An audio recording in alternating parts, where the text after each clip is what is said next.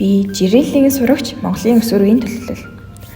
Өнөөдөр бидний амьдралд анзаарагддаггүй хэрнээ хамгийн чухал сэргийн талаар хүндэхийг хүсэж байна. Энэ бол сургуулийн орчин дахь хүндний ус болон ариун цэврийн байгууламжийн хүртээмж.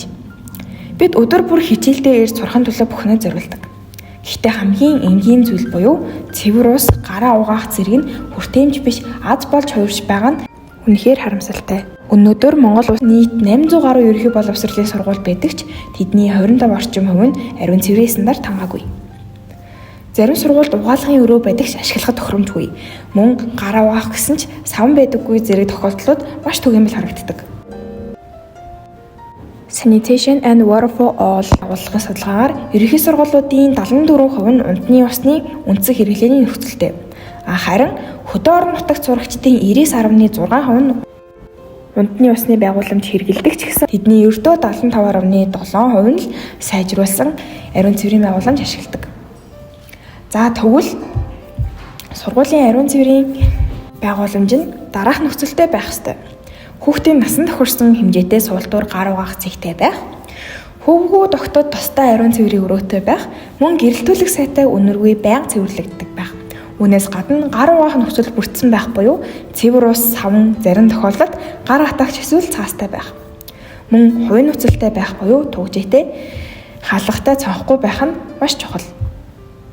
За тэгвэл үүнийг илүү том цар хүрээгээр наваад үзэх юм бол ЮНИСЕФ болон Дэлхийн эрүүл мэндийн байгууллагын мэдээлснээр Монгол улсын нийт хүн амын 39% нь аюулгүй сайн зохицуулалттай унтны ус хэрэглэдэг.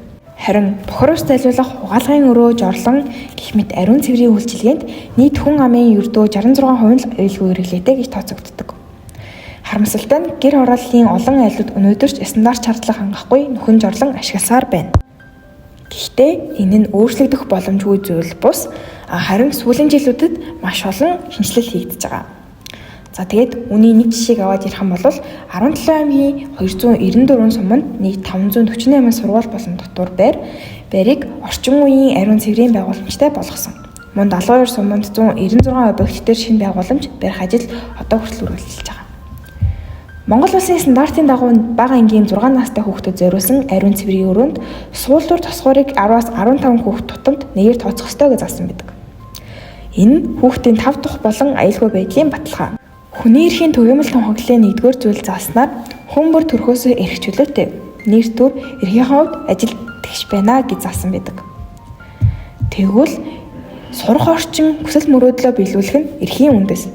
Хүүхэд бүр цэвэр аюулгүй итгэл төрүүлэх орчинд сурснаар биднийг илүү гэрэлтэй ирээдүй хүлээж байгаа гэсэн үг.